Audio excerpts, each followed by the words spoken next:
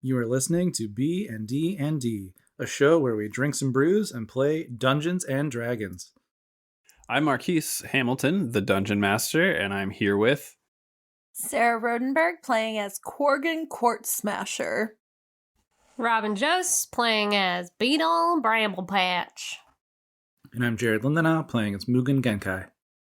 All right, so last time you guys were in the village of Hardfoot starting off. You had stayed the night after going off and finding a dragon treasure hoard. You all became pretty rich, actually.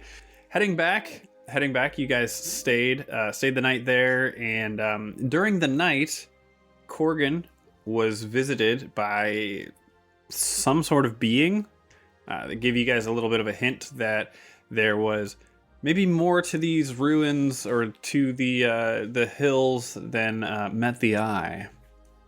You guys asked about this the next morning and were told that there was one of the old burrows where a wall had fell in, and it opened up to some sort of like cave system that they had sealed up this burrow because they weren't sure, and they were hearing like some weird noises and stuff like that.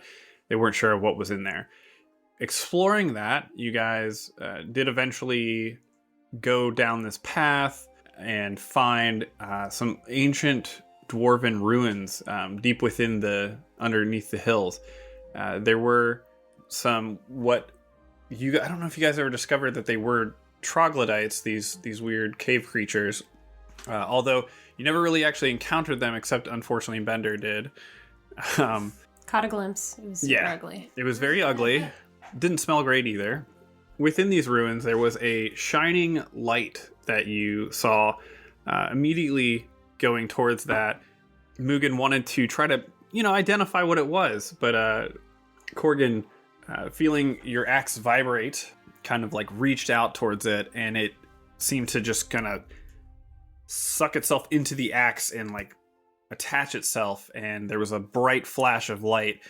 You guys saw all the troglodytes scurry off, and then this bright flash of light also opened up this crazy like 3D real-time map that was kind of circled around you, and it was showing 9 other points of light other than the one that you were clearly at.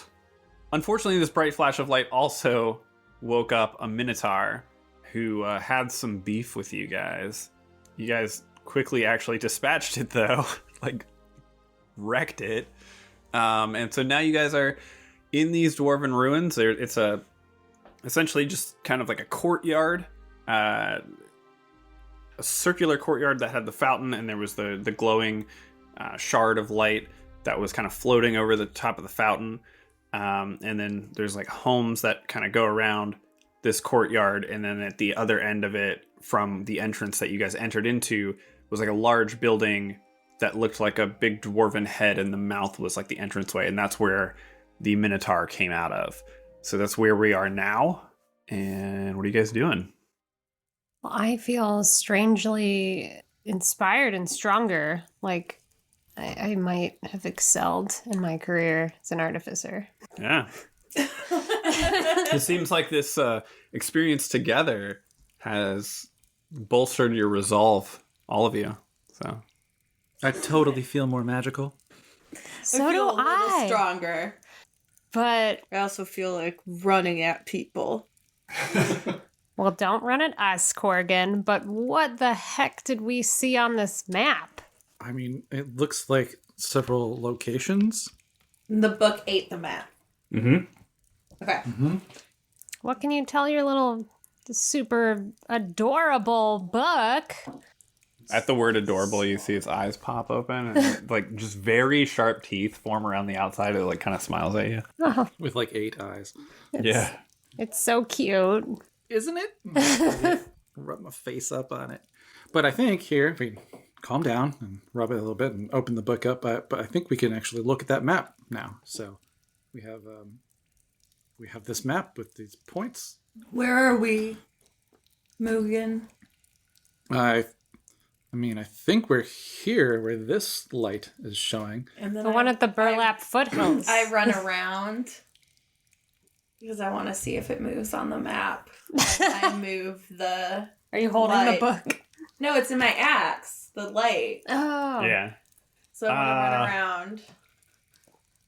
The scale of the map probably Yeah. wouldn't work. No movement. Not any sort of detectable movement. You can tell that the map is like real time though. Okay, I want to look at that later. And when we go back to Certain, I Yes. want to see if it moves that there. Yeah, I Let's guess check it out when when we we get back look to at the map, is the marker for the shard that went into Korgan's axe visible? it is still visible. Okay. But so there, it seems like there's several others that we might be able to seek out, which is pretty interesting. What is their significance? I mean, maybe there are more of these things.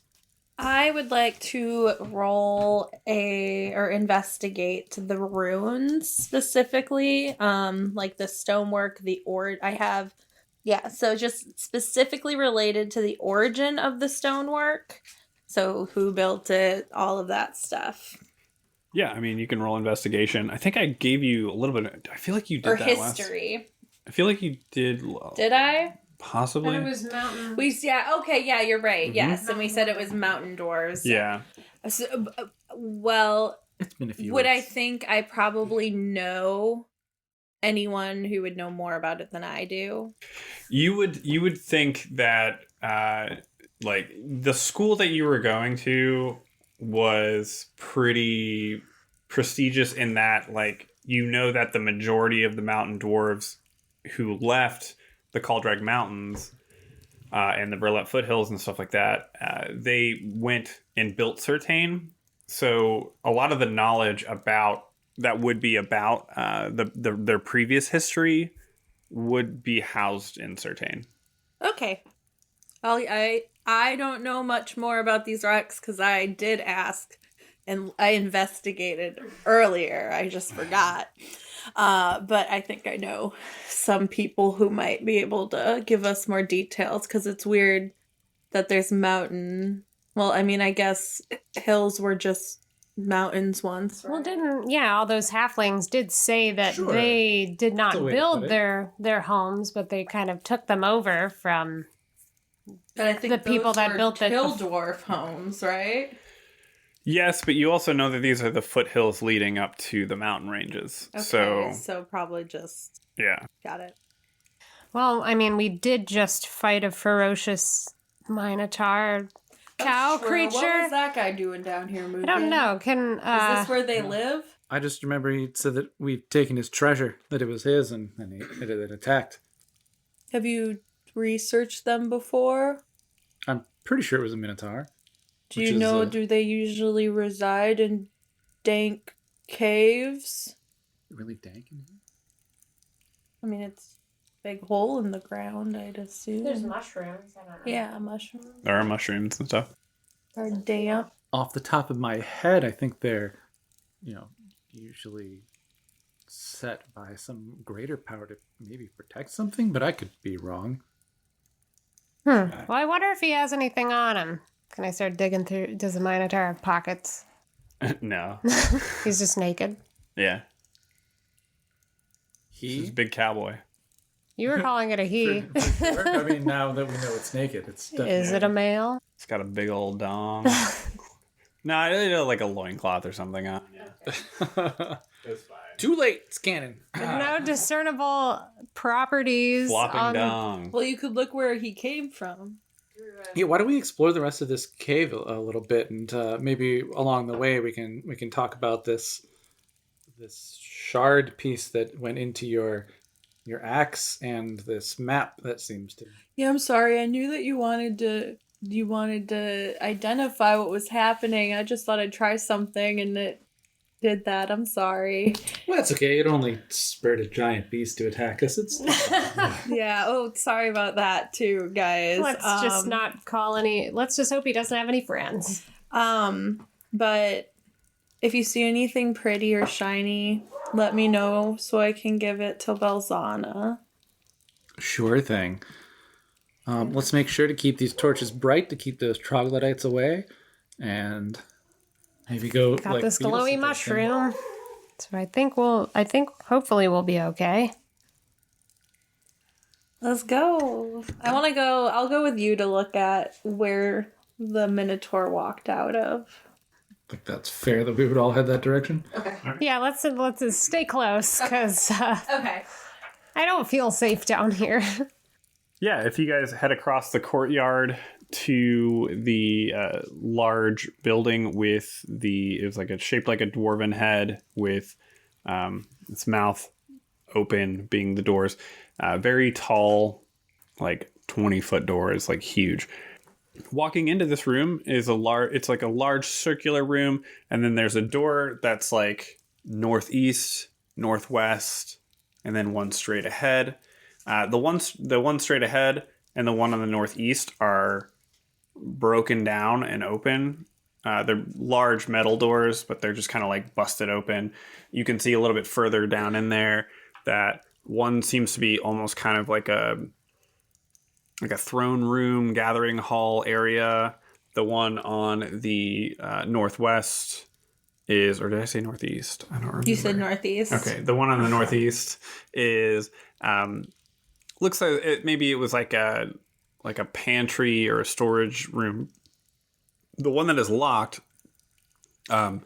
looks like possibly somebody had like tried to beat on it at some point, but they just never actually opened it. You can see that there's like gears on it. And the other ones seem like they had gears on them too, but they've just kind of been busted open.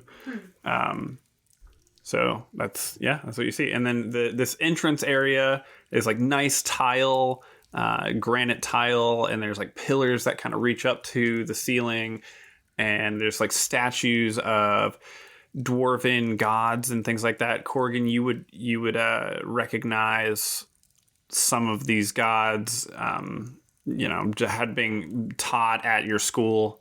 Do any of them look like the guy that was in the house? No. Okay. Your ghost friend. Not that. Well, you can make Can I look you can make a perception check, or you can do an investigation. Okay, well, first, so I'm looking. Is there one for Dumathoan? Yeah. Is there one for Marthamer? You can. Like, as far as like, I mean, I guess the question is, are there like plaques on them? Is what I'm asking. Oh no. There's not plaques. Okay, so on it's them. just the statues. Yeah.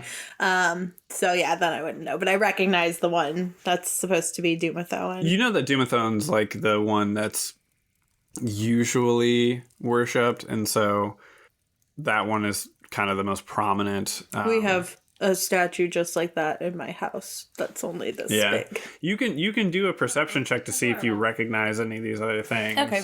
I'm gonna look or investigation or history or whatever. Yeah, I'm gonna do. You have like some skill there, so Yes, so it's gonna be a history check, but I get to add double my proficiency bonus.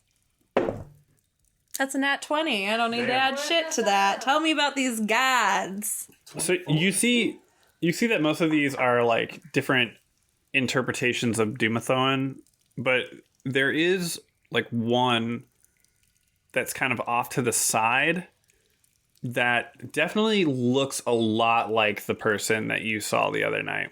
It's not exact, being that you actually saw this being, but it looks like they were trying to maybe create what you saw based on like a description from like an old history book or something.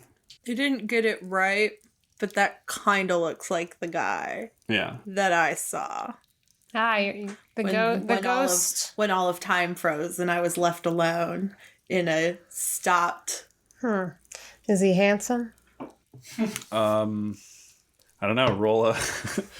What did we do that with last time? D10. Just like a roll a D10. Oh yeah, it was. Yeah, D10. We can. My friends objectify the weirdest things. I guess they are objects. I'm a badger. I don't know like on what dwarven standards would be, so I got a 5. So this is. I'm gonna say that these rolls, these attractiveness are like personal. He's like all right, you know. According to a badger that has no opinion of dwarven standards, this guy's a 5. Also, to be fair, I feel like attraction sometimes is just a random number because it's like, why do I like this person? It's subjective. Yeah. So Beadle thinks like I feel like I had little to do. I would, however, like to approach this locked door and just investigate. Like, Yeah. Go ahead and roll an I totally investigation. prepared the wrong spells today. Could have helped with this. Go ahead and roll an investigation. okay.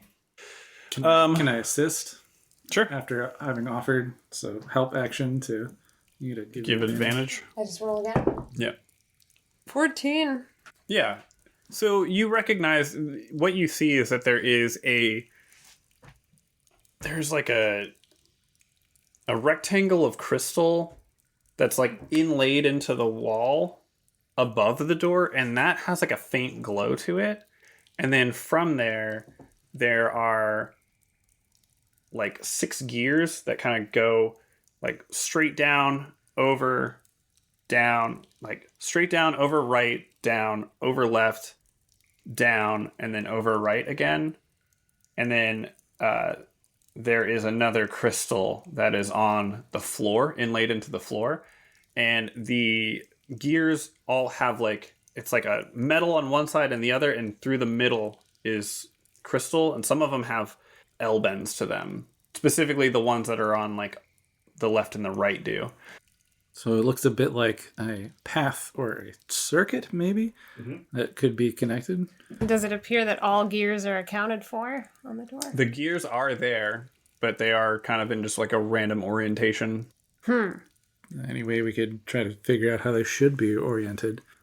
Am I smart enough Yeah, as a roll. character to figure out this puzzle? Yes. Beadle's scratching his furry Roll. head on this one. Yeah, roll like investigation. Okay, if it's investigation.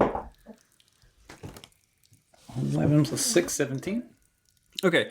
Yeah, I mean, this you would get pretty easily like, oh, okay, it is like a circuit like you were mentioning before, where it's like clearly this thing has some sort of power source to it. There's another one on the floor, another crystal inlaid into the floor. If we can turn these gears to get them to like make a line to this other thing, it will probably open. Can I ask my strong friend to see if they can turn some gears to make that happen? Crank him. Kind of point out where, if you just if this one turns this way, do you see how the line would connect here? And Yeah, I start cranking. Yeah. Yeah, you can do that. Go ahead and make a strength check. Oh no. we can sit in there trying. Just It's only. They're so rough. Do I add anything else to a strength check? I don't think it. Or you can do like athletics. That doesn't help me. Well, I guess it your does. I strength get to add modifier. +5. Yeah. So an 8. +5. Well, I only rolled a 3. That doesn't fucking help much, does it, Beadle?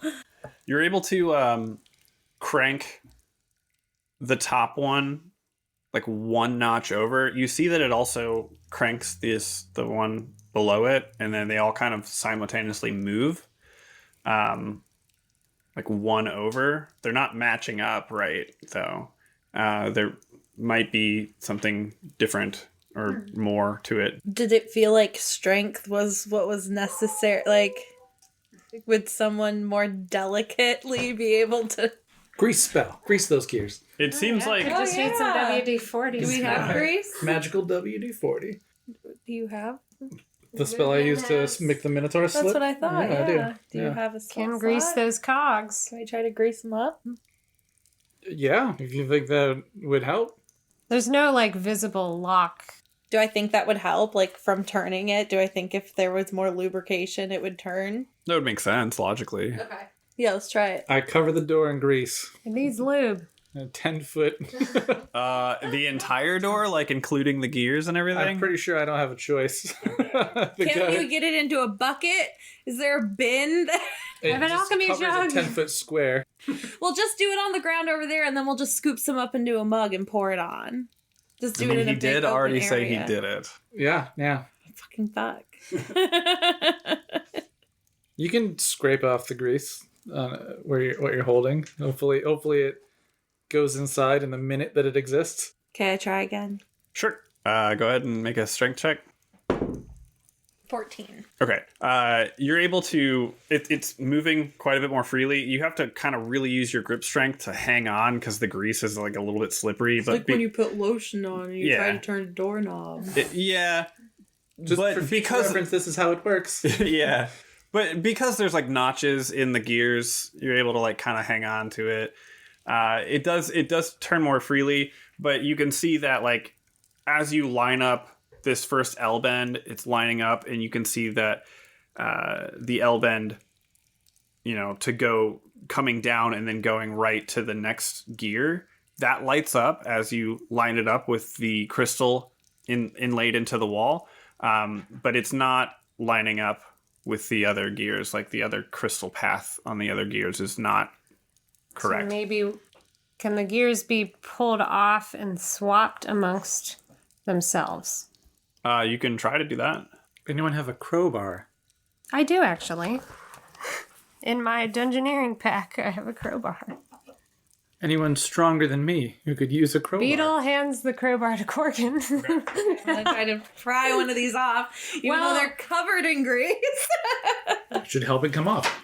It's true. I'm sure I have something. The axle part. Or I'm sure I have something that we can remove the grease with later. Okay. Yeah. Could It's you only just prestidigitation it away? It only lasts 60 seconds anyways. Oh, Yeah. Oh, okay. It's about to run out. Okay. So. I wait. so you said we got one line of gears correct, and it lit up. You have one gear correct. Can we turn the other gear then How and do many the same total thing? are there? There's 6. 6 total. So I just have to turn the other gear. Yeah, there's one that goes down and right, and then So one that there's- just goes straight, and then there's one that goes right and then down, and then there's another one that goes down and right. So Yeah, So take I this take- crowbar and maybe try to gently pop. Gently with a crowbar. yeah. I try Well, to be as if there's gentle one- as possible. So if there's, where does the glow stop? Like we have 3 gears right So and gentle. You only have one gear, right? oh, goodness. I don't want to talk about it. What is it? It's a nat one. Oh man, you try to pry on it, but it's not moving. Shoot. It's more or less like it's not that it's not moving. It's that you're like because of the grease that's there, like it's Totally just gone by now. well. I kind of paused time a little bit there for a second because I was trying to draw something and I'm bad at it. The grease, even though it is about to go away, you're like sticking this crowbar in there and it's just kind of sliding out. You can't really get like it's not biting. It's not biting. Give me that crowbar. And I try to crowbar it off. Okay, go ahead and roll like a strength check. Mugen Athletics. rolls up her sleeves, huffs and She's got this. puff. It's a 7. Minus 1, 6. -1. -1. It seems like you're not able to pull it off, but it does seem like as you're pulling on this crowbar, you can feel that it has some give. Like it is, you hear like a as it like slides out a little bit, but you don't have the strength to keep pulling it, so it just. So it's possible. All right, Beadle rolls up his sleeves. Yeah. Hand me that Mugen sits crowbar, down, huffs, and Mugen. puffs for a while. That's the most physical effort I've put into something in a long time. Well, I'll give it a shot. All right. Praise Mary Kai. Okay. Oh, nice. -1, so that'd be 16. So you grab onto the. Don't even try. Yeah. You just like push them out of the way and you're like, I've got this, and pull on the crowbar and it just. And you hear a click as it pops out onto like an axle. Ah, okay. And now we can turn them all we want, and then we just snap them back into place. Cool. So they stop Yeah. once they reach a certain. Okay. And then I Y'all loosened it up for me. It's fine. Totally. Mugen So pats her biceps.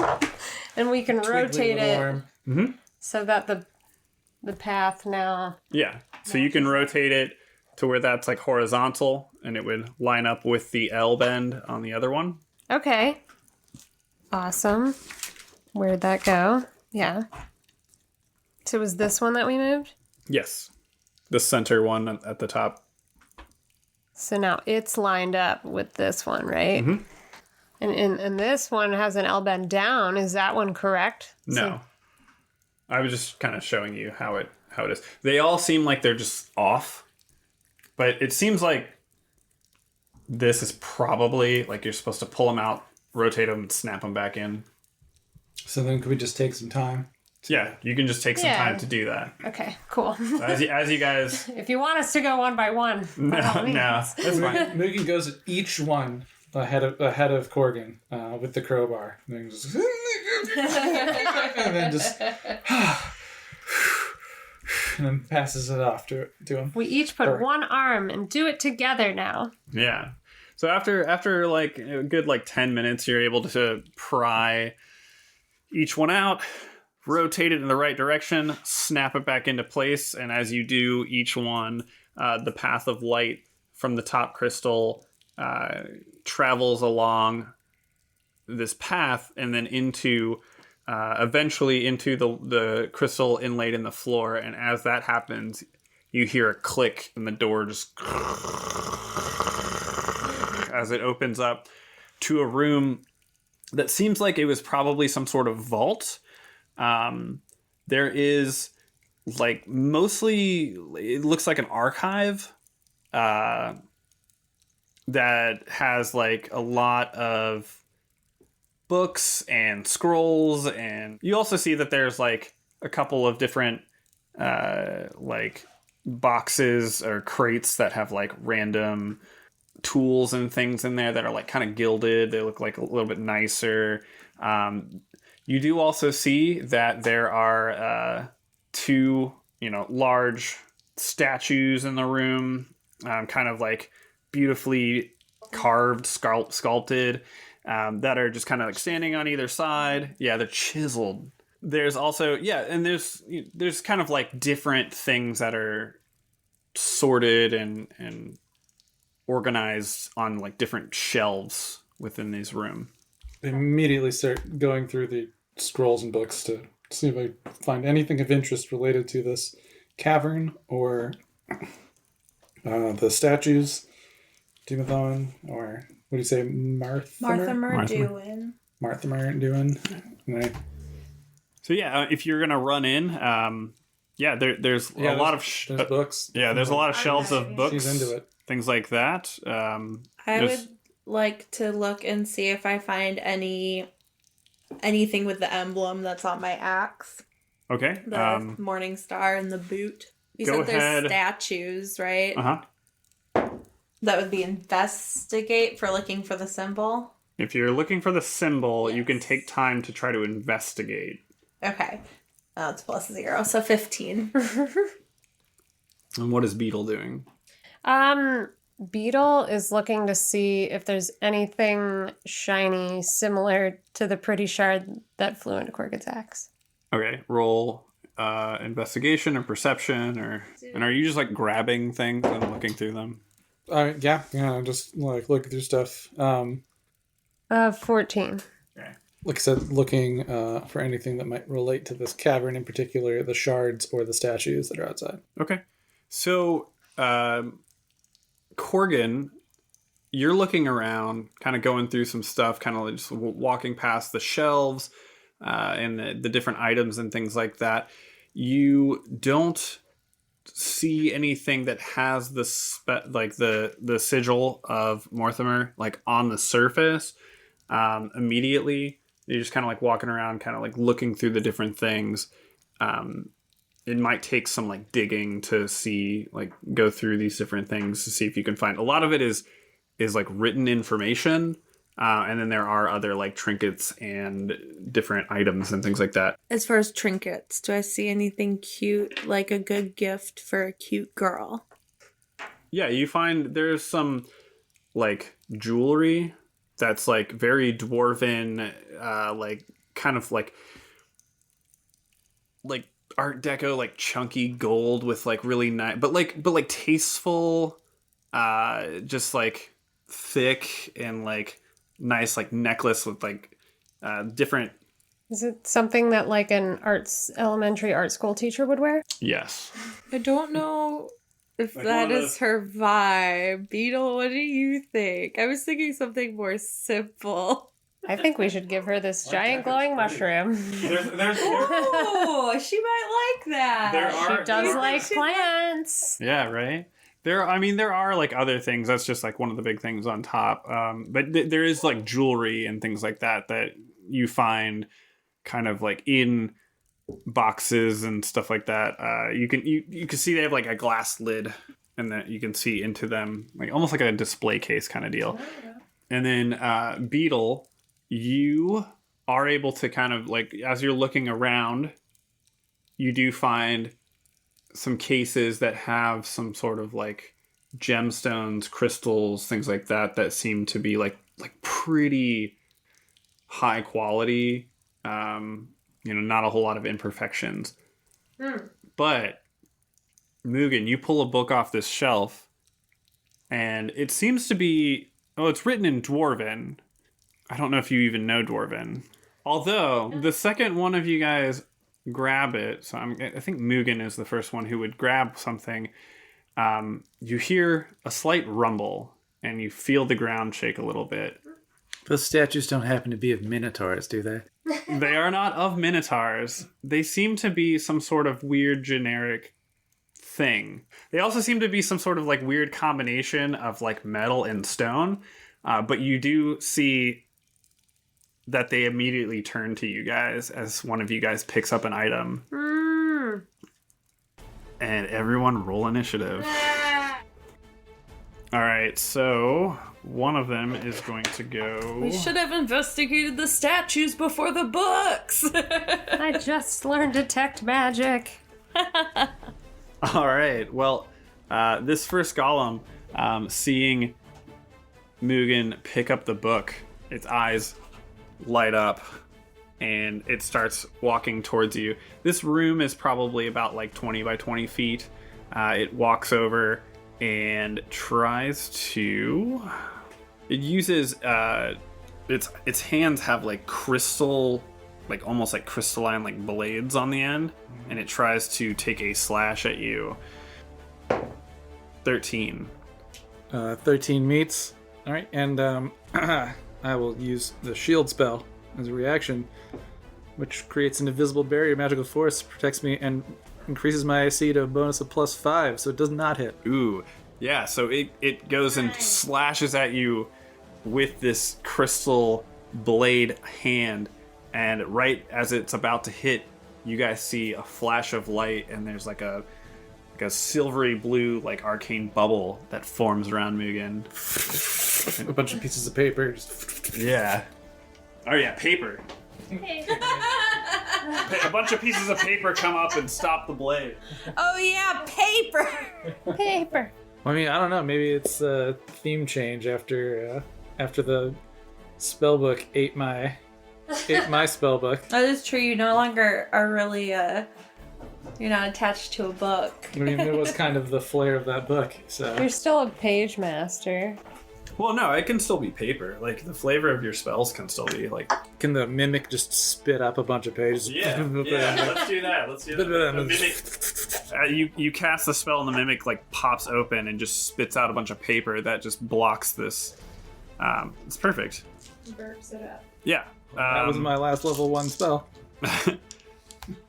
So, Mugen, it is actually your turn. You have one of these constructs directly in front of you. The other one hasn't moved yet.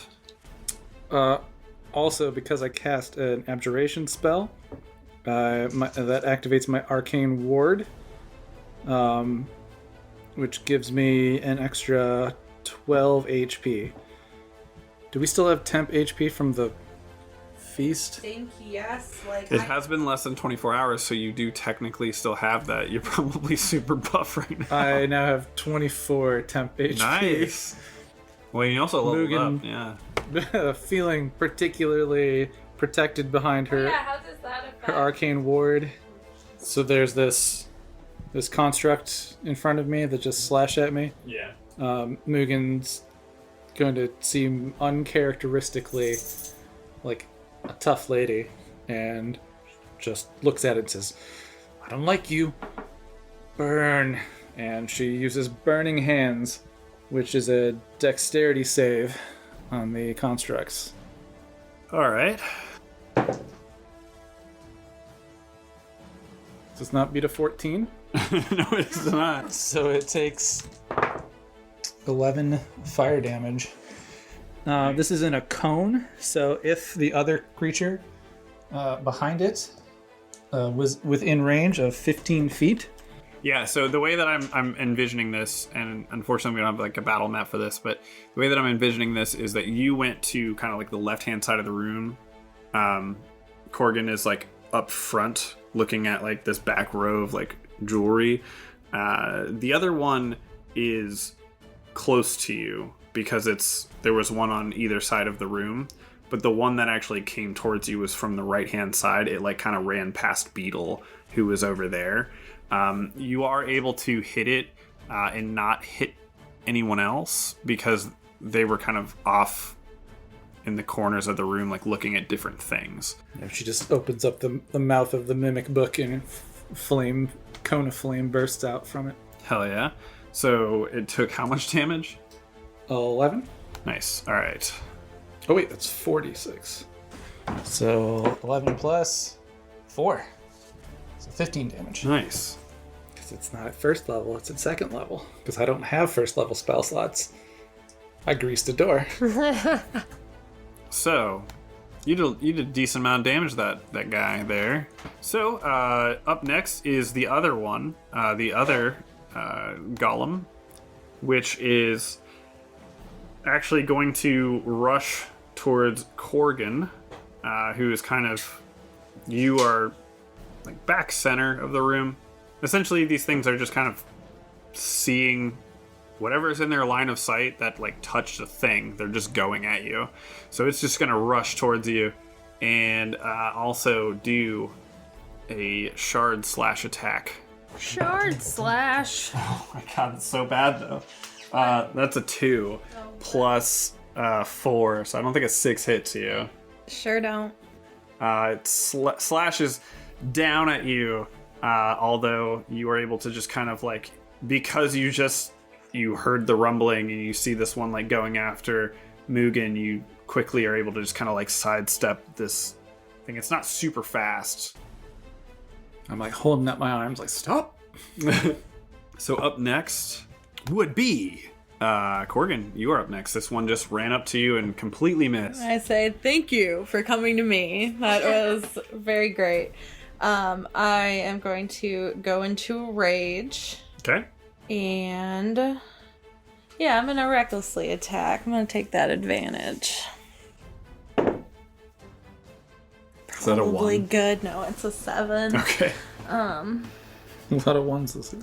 Yeah, we're not starting off with any big boys. I add 6 though, so it's well, no, because I add 6 and You have advantage because you reckless. I know. I'm just trying to.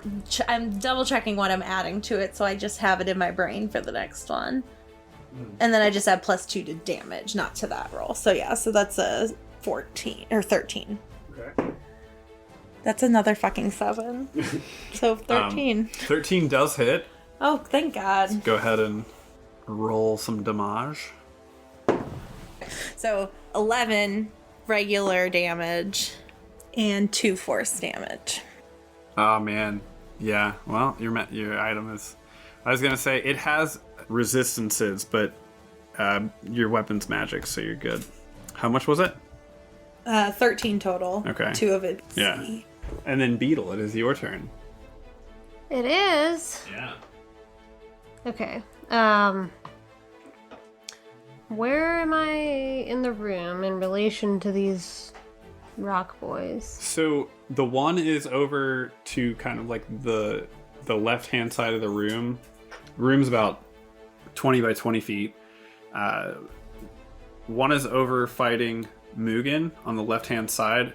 Korgan is like in the center back of the room. Mm-hmm. There's like a row of like jewelry and stuff like that. You're on like the back right-hand side looking at gems and stuff like that that are in like the same like row. Okay. So if I look at the room, I see 2 golems approaching my friends. Yeah, if you look directly left, you can see that there's one like right there. Like you're probably about 10 feet from Korgan, and there's one that's like running up to Korgan. It's just like Sheets right of in my magic path. paper flying around Mugen. She's like, "Come on, big boy." Protecting herself. Okay. I mean, I'm assuming the floors in this dungeon are made of stone. It's like granite tiles. Okay. Can I grab like a palm full of pebbles and use magic stone as my bonus action? I would say that you'd be able to like find some like loose rock because these ruins are like thousands of years old. So like it would have crumbled a little bit. So yeah, you could find some magic, Cool. some Yeah, pebbles I get a little to paw full imbue. of stones in my alchemist kit. Use a little rosewater tonic, and they become imbued with magic.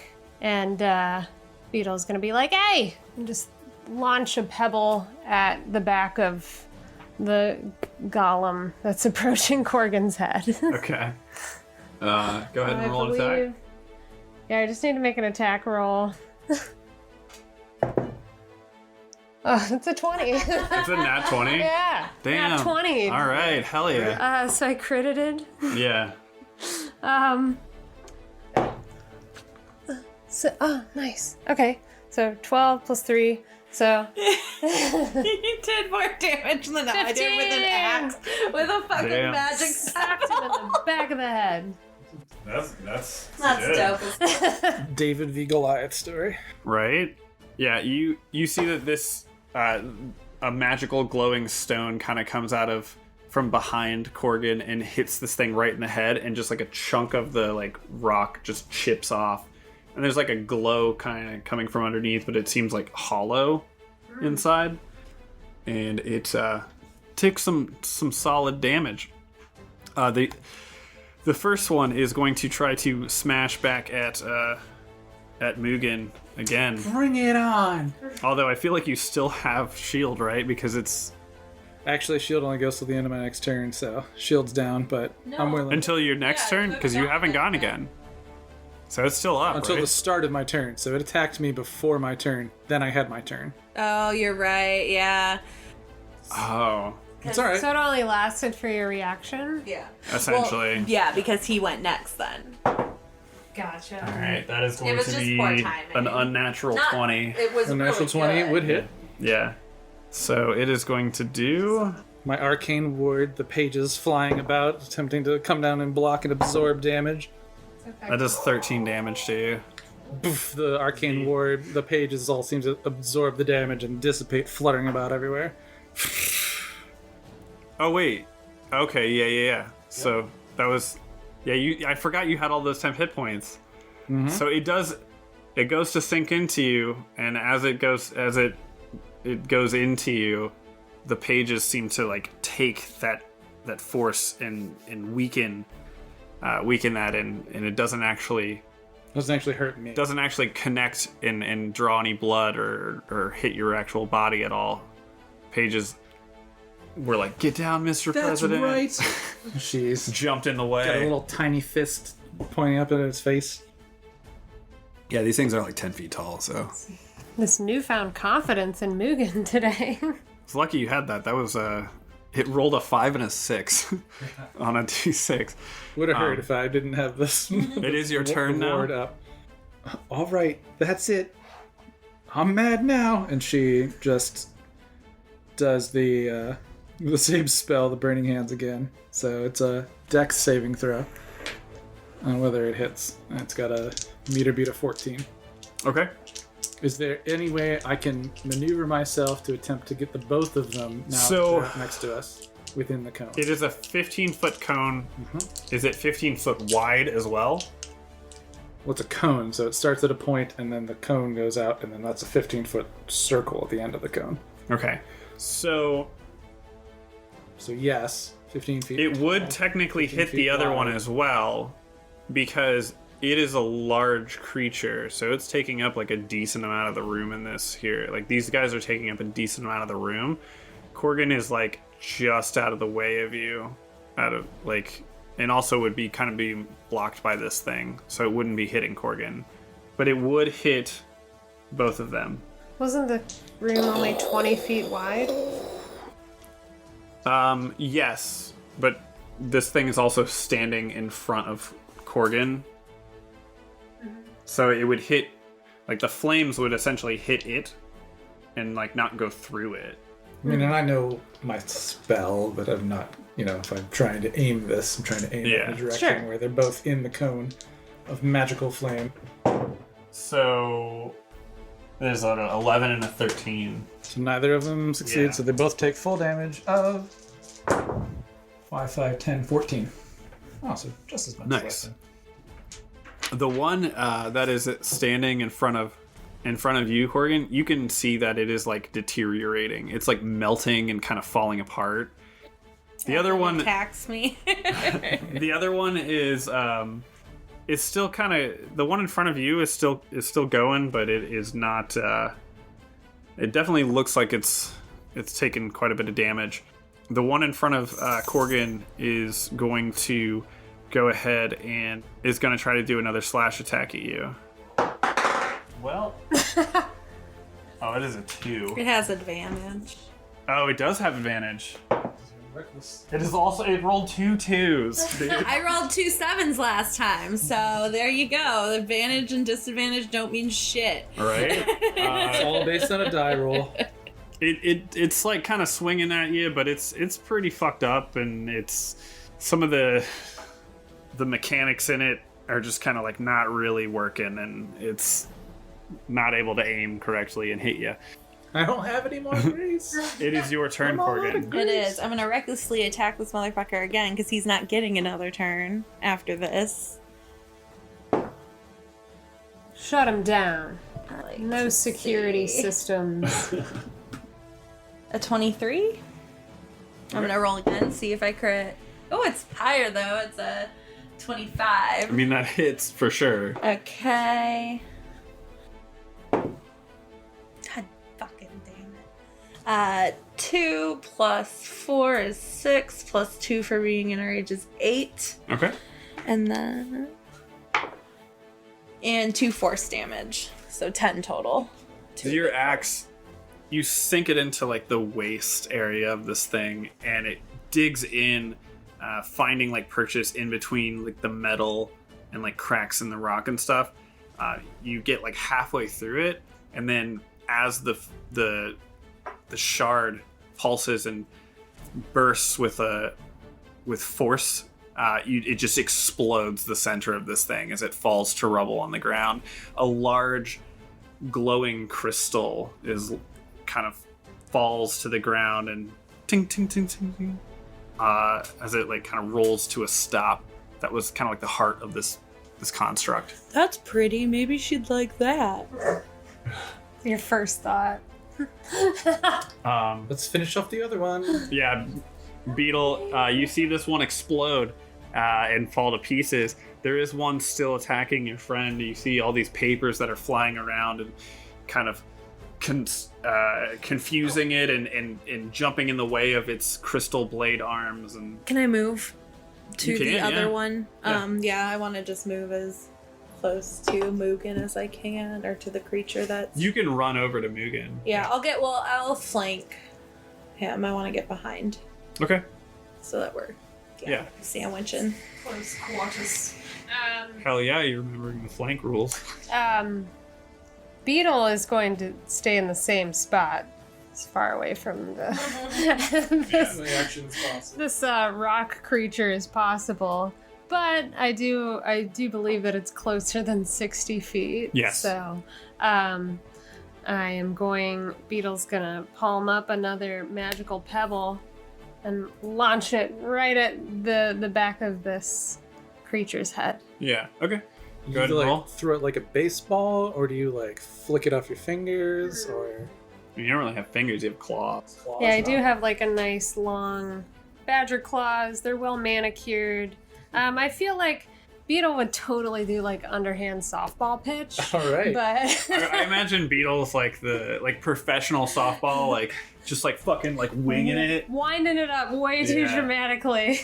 But it's like just- Beetle's not very strong, but when Beetle throws these rocks, it's like he has like a goddamn cannon for an arm. Like it's ridiculous. And after that Just crit, like his it's ego the is just snap. his ego is just so overblown. So it's just like, don't blow it, Beetle. It would be an unnatural 20. That definitely hits. It hits. All right. It's like people who can like shoot coins really fast. Oh, yeah. You know, they do that thing. It's like that. This- Yeah. That's kind of what I was wondering. Like, is it a flick? No, Is it's it a like softball the pitch. softball one that pitch? It's Yeah, he winds it up. up. Toss. All right, so that is 7 damage All right. with the magical pebble. Yeah, another pebble.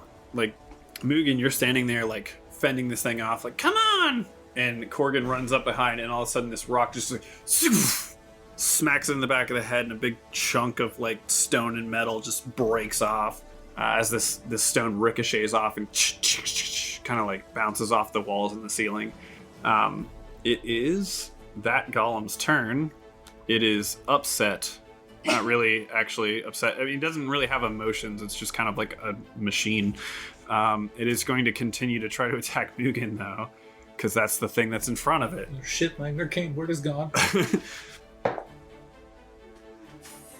14 plus, that's an 18. Oh, that definitely hits. Yeah. Beats my 13 for sure. Okay. Yeah, we got healed. 12 damage. As the Can I flavor the Hero's Feast as if it was like kind of magical? So as the whatever slash comes down, a kind of papery skin kind of falls off of Mugen.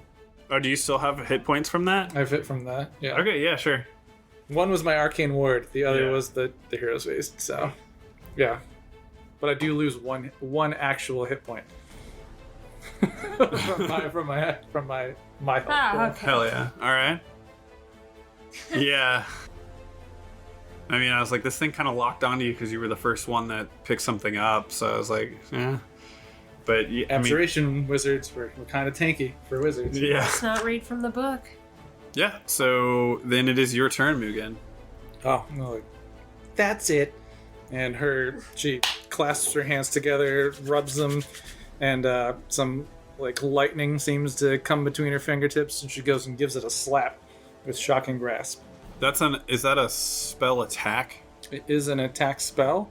Okay, so you would have advantage because You got your flanky flank. yeah, Okay. because Korgan's flanking you, and because it's an actual attack where you need to hit. Then it is a 19 plus 6. It does hit. And then it does a d8. Yeah. 8 lightning damage. You like slap this big golem, and lightning courses through it. You see that it. Standing jump, so I jump up as high as I can to try and reach it in the face. Yeah.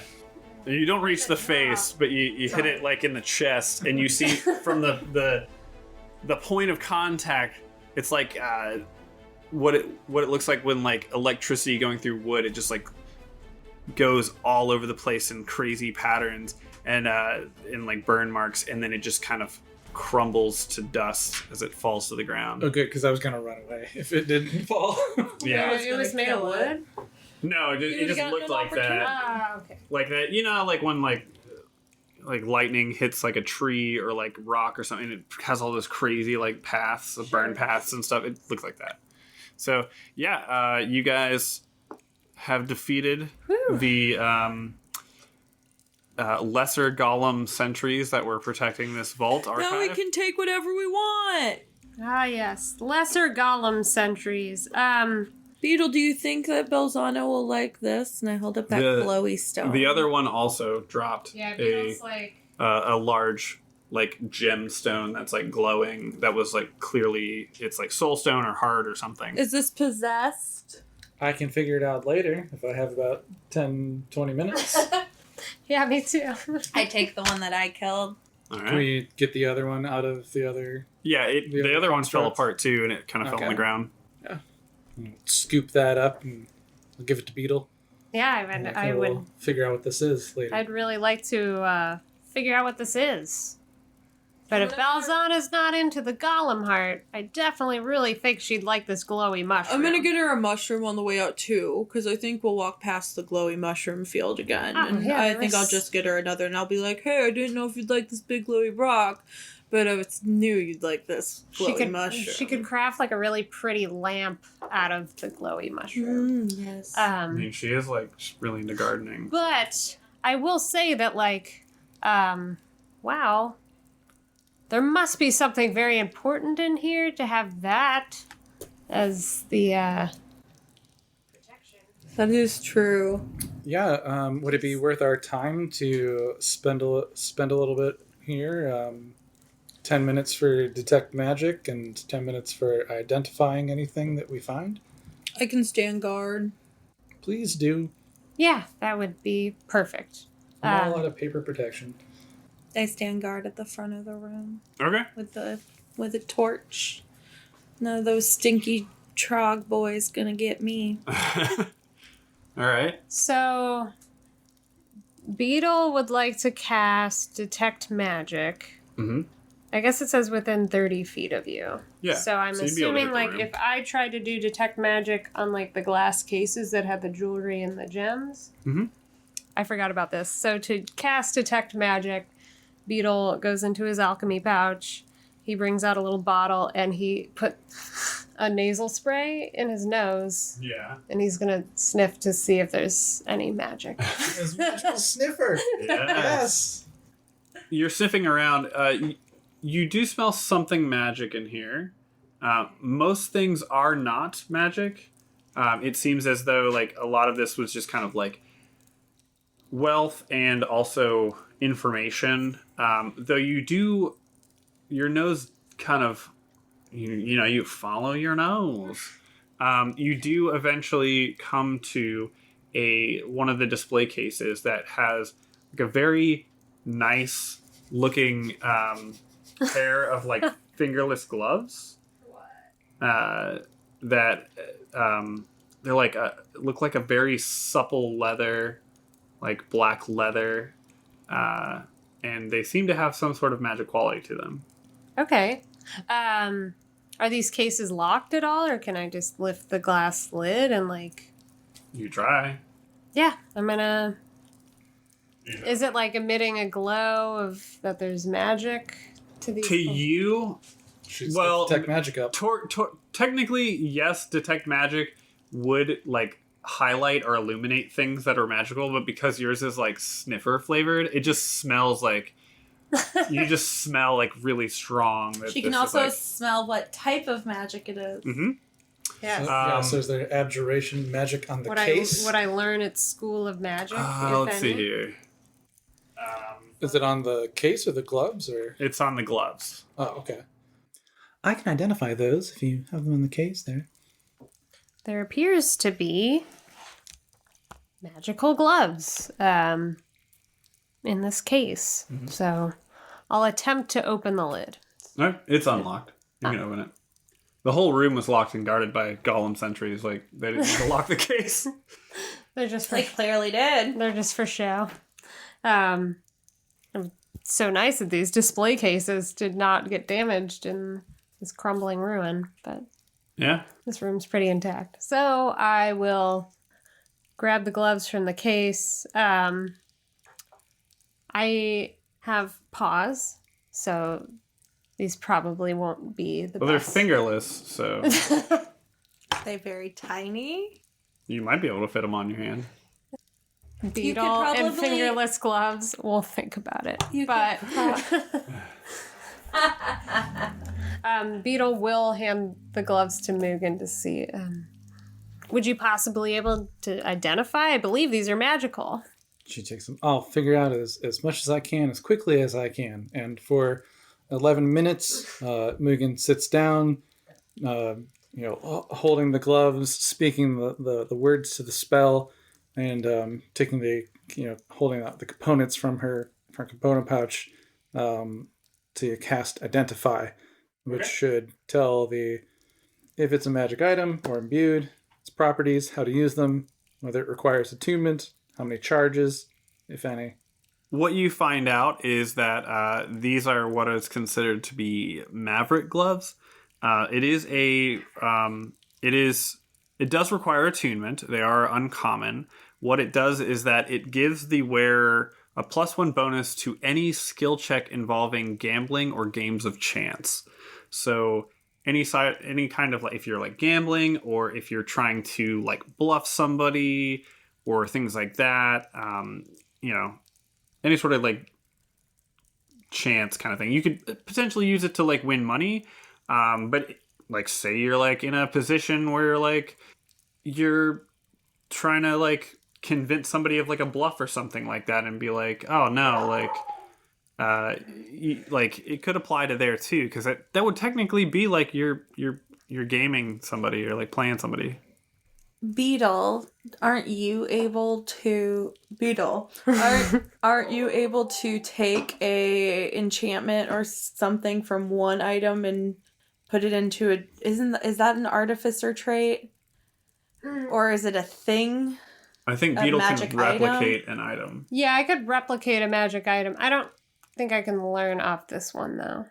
But You could probably make them fit your paws. I was going to say, I know I said that they might not fit paws earlier, but it'd be really cool if they did. Fun property about many magical items is that they will often adjust their size to fit the wearer of the person who's attuned to them. That is true. How long does attuning take?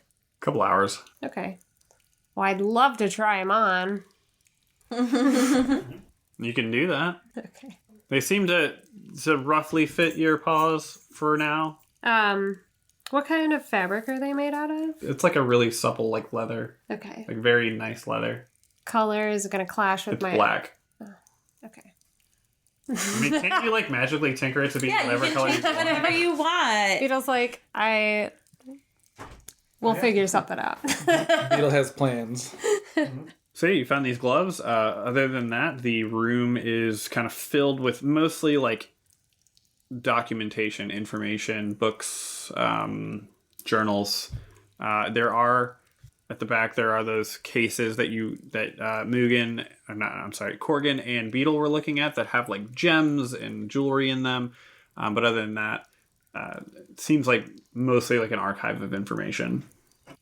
Mugen, take whatever you think is important, and you can start loading me up. All right, let me just go through these and I'll see if I find anything, like I mentioned earlier, that might relate to this cavern, the shard that went into her axe, or the statues that are out in that central area. Okay, yeah, I mean, you're able to grab, like, you just, like, Mugen's, like, going through, just, like, pulling books off shelves.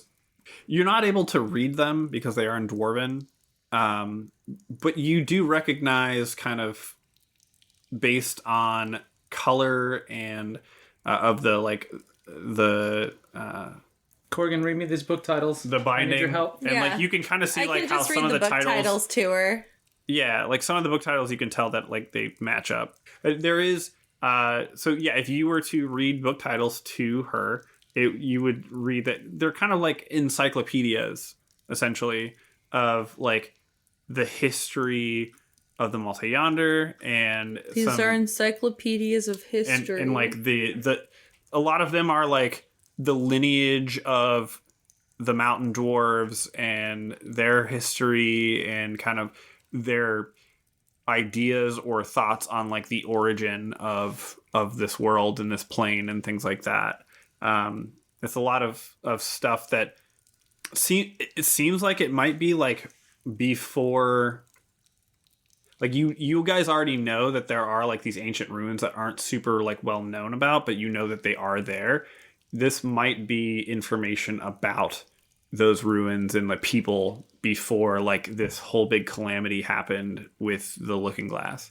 So Mugen's just like taking them and handing them to Korgan, stacking them in her arms, and then it's like 1, 2, get a few 3, unimportant ones 4. that I can give to my people, because I think that the school would like some of these, but not any of them that we can use, but just some that are Right? fine. Yeah, I'm just thinking about my library.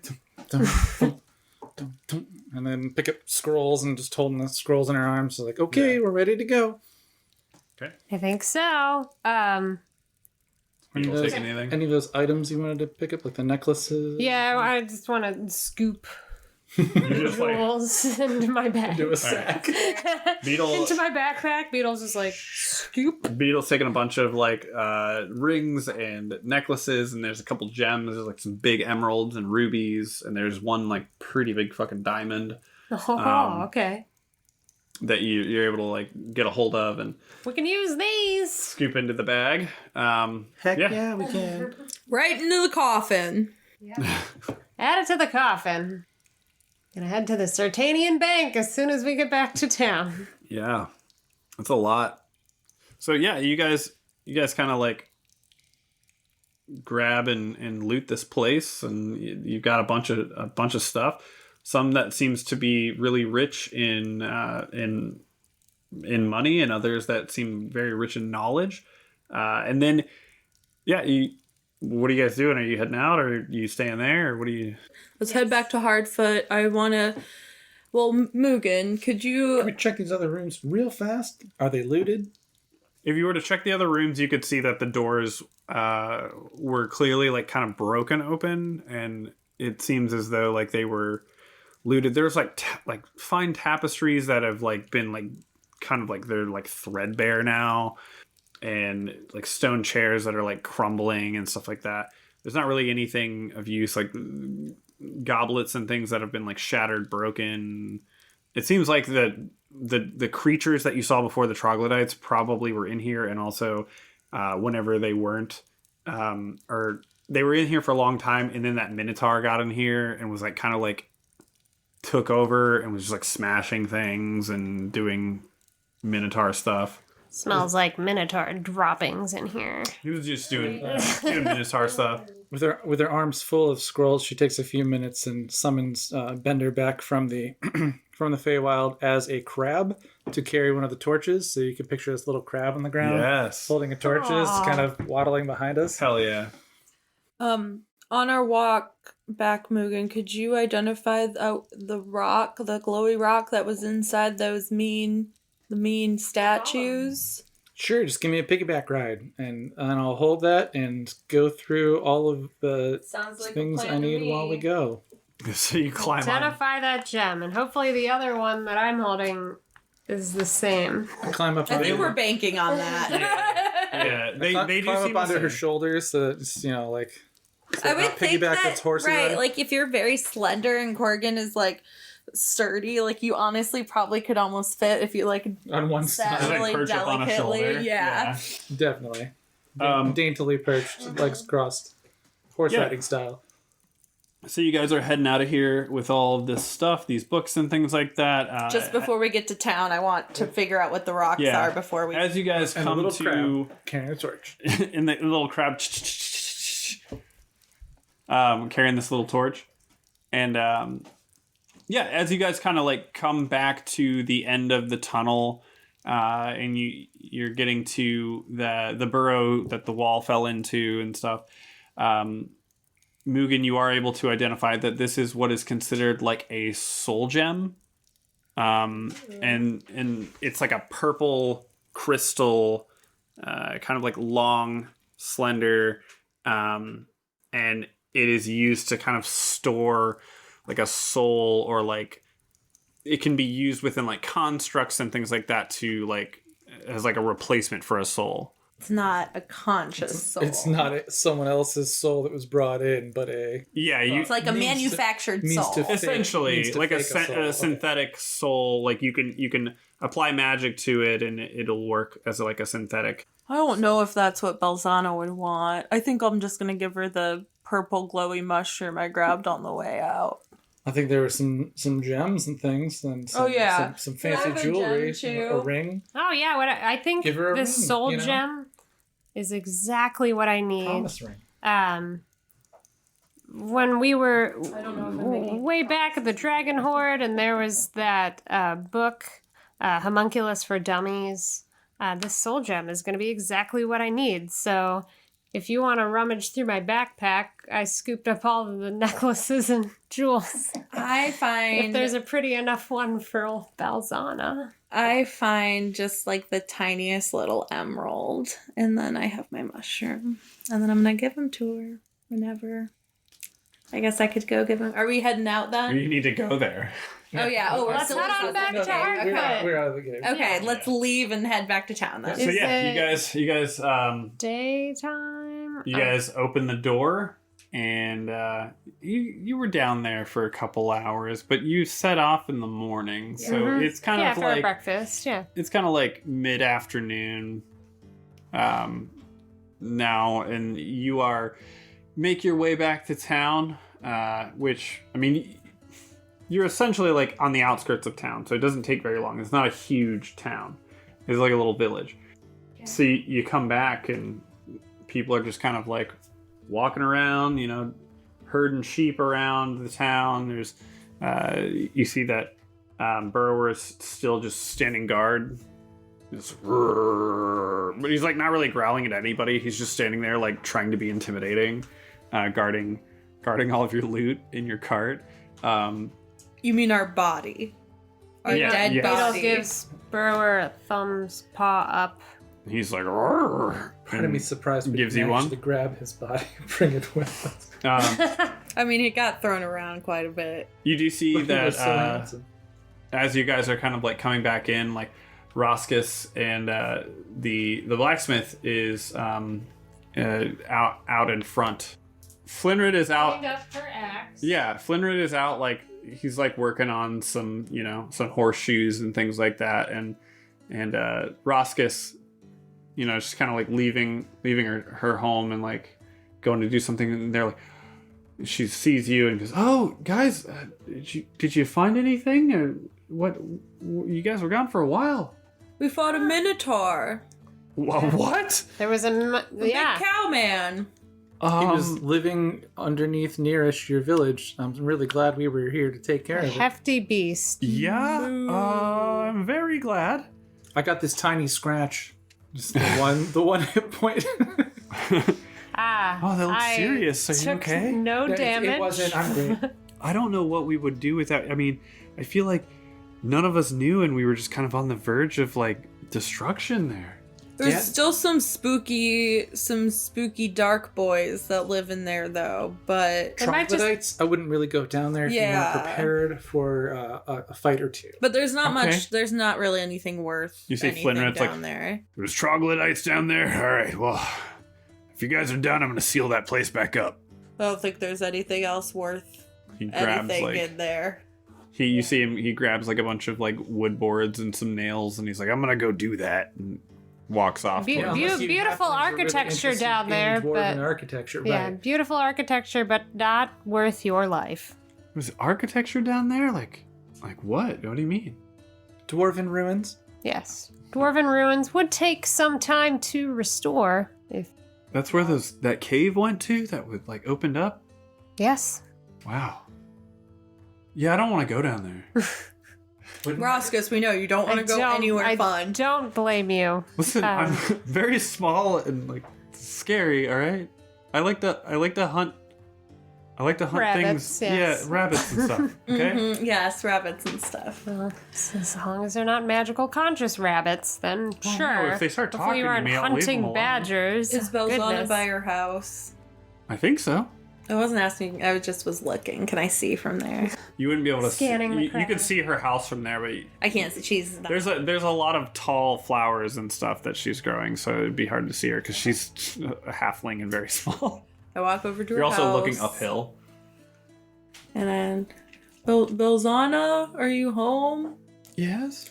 Hi, I'm back. How are you? She like kind of parts the flowers. Oh, Korgan. I got Hey. you. Well, so I don't know if you'll like this. And I hold out the emerald first. And I'm like, it's pretty like you are, but know you'll like this. And then I pull out the purple glowing mushroom. And I'm like, I knew you would like this because it's a plant and it's weird.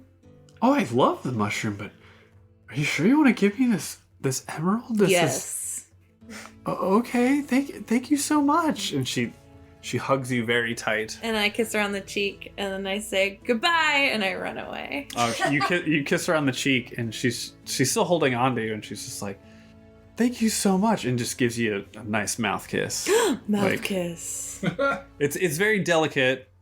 You know? Okay, I kiss her back, Yeah. and I say, I don't run away, and I say, I don't know if I'm gonna come back. I think I have lots of stuff to do. We found lots of weird shit in there, besides these mushrooms and that. So I think I'm gonna go out and look for it, all these things in all these different places. But if I ever do come back here, I want to see you too. Well, I'd love to see you again. I have some ways that I can maybe send messages, but I'll see if I can do that. I'll try to send stuff too. But I want you to take this, and she gives you like a really nice, like a very like nice, it's like a yellow, like orchid, and she's like, just if maybe this will help you. This is my favorite flower. It's my favorite flower now too. I hope you remember me, and I'll try to write, and my little bees here, they can carry messages, and I just hope they can find you. And I hope you're okay. Okay, goodbye. Goodbye. Be safe. I rejoin the group. Beadle is inside of his cart, dumping the backpack of gems and necklaces into the coffin. It's so loud. This is just diamonds and rubies and then kind of like straightening things up in there because like a couple pieces got out of place, and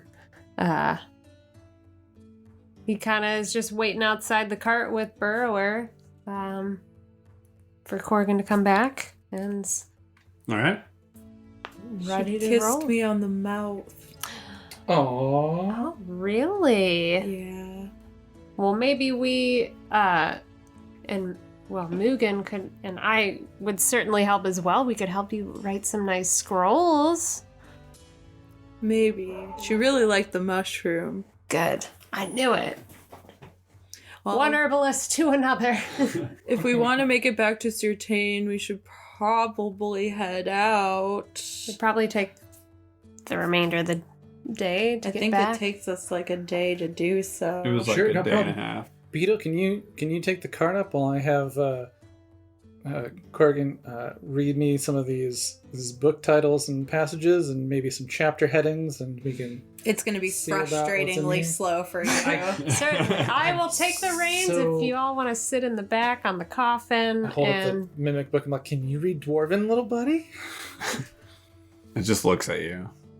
I could do it. You just have to be patient. Kind of smiles a little bit. Pet it. Hold it up close. Okay, well, yeah, I'll be patient. I'll do my best. Okay. See you guys. so we tie Burrower up to the cart. Yeah, Ready he's to go. ready. And He's Beetle takes the reins. You guys are in the back of the cart. Let's move on. yeah. Let's head on back to Certain. So you guys make your way out. You do see some of the halflings that you had met before. There is like what's his name? Like Nesser. He's still kind of like standing out by the gate, and he's just like, "Oh, you guys leaving? All right. Well, be safe. Thank you for the dealing with the dragon thing and everything." And the Minotaur. Bye. Right? And then we just leave. I'm sorry, what? Goodbye. Monsters in your immediate area. He looks very confused as you guys Remember all of our names and how amazing we are. ride off into the sunset. Burrow is just kind of like, he's got like he's doing like the steppy pause because he's really excited that you're back. And that's what we'll end our story tonight. Beadle says one last thing to Netzer, and he's just like, remember to praise the goddess Mary Kai! Yes. She's what led me to your village! I don't know who that is, but alright. Praise her or the Minotaur will come back. No!